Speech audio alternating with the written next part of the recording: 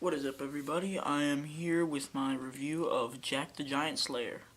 I know it's been out for a little while, but I just recently saw it just a couple hours ago, and so originally I didn't really want to see this movie. I just didn't think it would be that good. The animation didn't look that good to me from the trailers, but my friends invited me to go see it, and I didn't want to miss out on a time to hang out with them, so I went and saw it, and it was a lot better than I expected it was.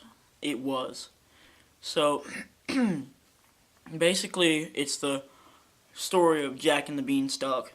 This monk has these magic beans that he stole from this guy, and before I go any deeper, there's gonna be spoilers, as it's up there, or down there.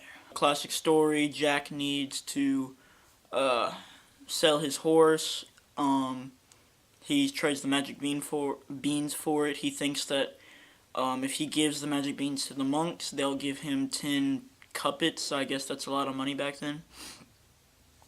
And so his uncle gets mad at him and throws the beans on the ground, and one of them falls through the floor and into the ground. And then late that night, the princess escapes, who is pledged to marry a dude named Roderick, who has one of the most annoying side characters. And just about everything about him is annoying. I don't know if he was made to be that way or not, but I just couldn't stand him. Basically, the princess goes to Jack's house. She's looking for an adventure.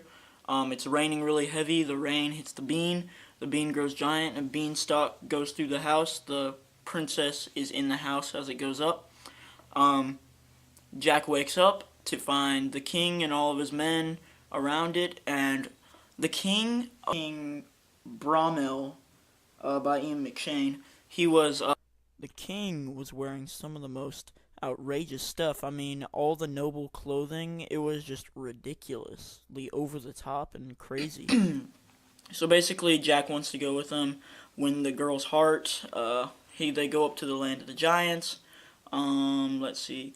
The giants kidnap them, and Roderick happens to be after the magic beans so that he can control the army of the giants. And he has a crown, which whenever he's wearing it, is wearing it, the giants control. And so he wears it, and instead of setting the group of people free, the captives, instead of setting them free, he lets them he leaves them to get eaten by the giants, and he goes and wants to invade the entire lands and just dominate the world, pretty much. And so, basically, I'm gonna say, Ewan McGregor.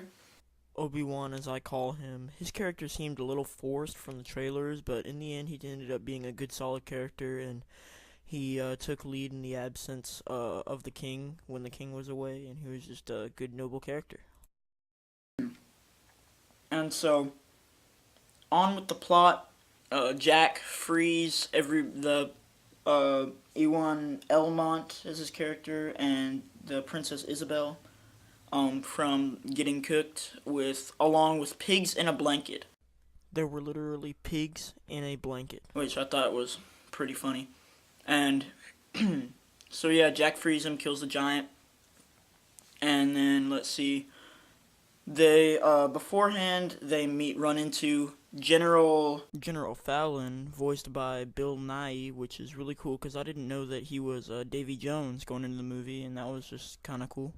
This movie was in 3D, obviously, as most movies are, and I don't usually like to go see 3D movies because I just don't see the point in paying an extra few bucks for a couple scams or gimmicks that make you go, whoa, and most of the time I don't even see it in most movies. But this movie, I can't compare it to really any other movies because I don't usually watch movies in 3D. But it was pretty good on the 3D effect.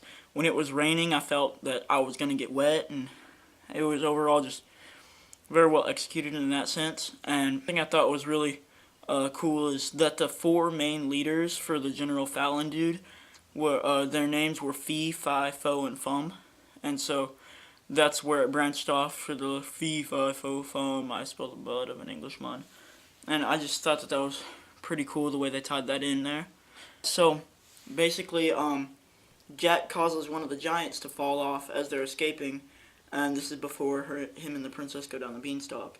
And the king finds it down below, and he realizes that the legends are true, that there are giants, and so he orders him to cut down the beanstalk, which I would too. I mean, your daughter and a couple men get killed for the sake of the kingdom, so that the giants don't come down. And the giants have this huge grudge against them because this old, their ancestors, the humans' ancestors, like Eric the Great, and they called him the giants called him Eric the Terrible.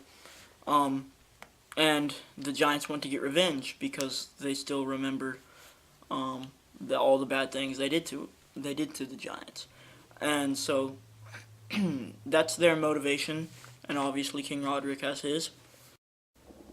And this brings up another point, saying that they remember the human's ancestor doing something really bad to the giants, states that the giants are in fact really old enough to be alive while the Eric dude was alive, which makes you wonder how the giants got there and how the giants reproduce. I mean, because there is not one female giant in the whole movie.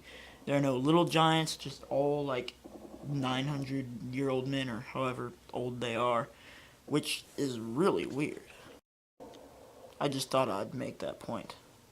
Elmont, Obi-Wan Kenobi, he decides to stay back so he can kill Roderick and get the crown back and control them and get them not to invade.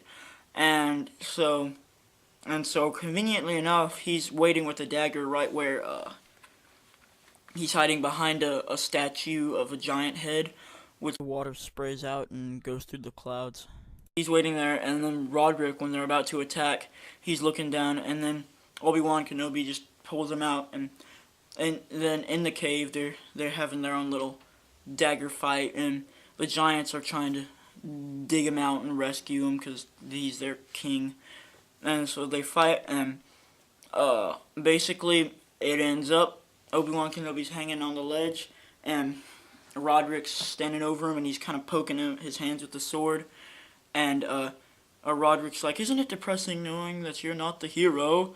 And Obi-Wan, he's grabbing onto the Roderick's boot, and he's kind of poking on his hand with the sword. And Obi-Wan grabs the sword and says, "I may not be the hero, but at least I'll survive to see the ending," which I thought was awesome. He takes the sword and stabs it into his foot. Roderick, of course, grabs him. He grabs out the sword and stabs him in the stomach, and then he dies. And the General Filion, I think was his name. I forgot it already. He gets the ring and he puts it on his 2 fingers, and so he controls it. And then the beanstalk falls down, and Jack and the princess like swing through a hay bale into safety, and they almost hit that spiky thing and that you see in the trailer. And so they find the bag of beans that Roderick has, and so they drop it into the water, and all these stalks just go up and then go down because of the giant's weight. And they go down, and they're going to invade. And what I thought was really smart, and I don't know if they got this from real life, if actual knights in the old days did this, but when they were they got the king and all of the men into the castle, and they were about to close the drawbridge, and they poured hot tar or hot oil into the water around the moat, and then they took flaming arrows and shot it into him. So basically the water was on fire, which I thought was awesome. They executed that awesomely. And the giants, they get their own grappling hooks and they try to pull the drawbridge down. And General Fallon, he lunges at Jack as his horse is jumping over as the drawbridge is starting to go up. And he's hanging onto the edge, and he falls into the fiery water.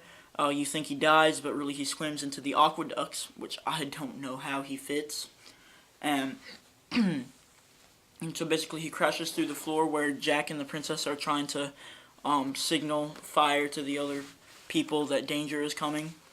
And earlier, Roderick had held Jack at knife point to give him all the beans he had, but Jack kept one, and he kept it in this little locket of his.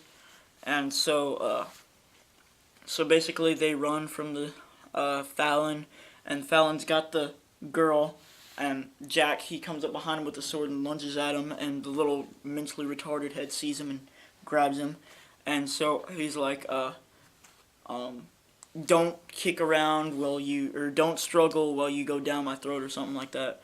And he opens his mouth, and what I thought was awesome, Jack takes out the bean and throws it down his throat, hits water, because that's what starts it. If the bean hits water, the stalk grows. It hits the water, and the giant Fallon just starts freaking out, and he's got vines just branching out of his body, and it's just tearing himself apart. The mentally retarded, his eyeball like pops out of him, his head getting squished in, and his arm just goes flying across the room, and by far the best scene. Although it does tear apart the castle. And so Jack gets the crown, and I knew it would happen, that they wouldn't kill all the giants. The giants bow down to Jack, and Jack orders them never to return and to the human world, and Jack marries the princess, and everything lives happily ever after. Nothing really new in that standpoint. Okay, the CGI really surprised me. I thought it was going to be really bad, but it was really good. Like I said before, the castle crumbling, it looked really real. It was just awesome animation or CGI or whatever they used to make that happen. And so, yep, that's pretty much my review. I give Jack the Giant Slayer 7.5 mentally retarded heads out of 10. And as always, like and favorite and subscribe, and I will hopefully be making more movie reviews depending on how this one goes. Yeah.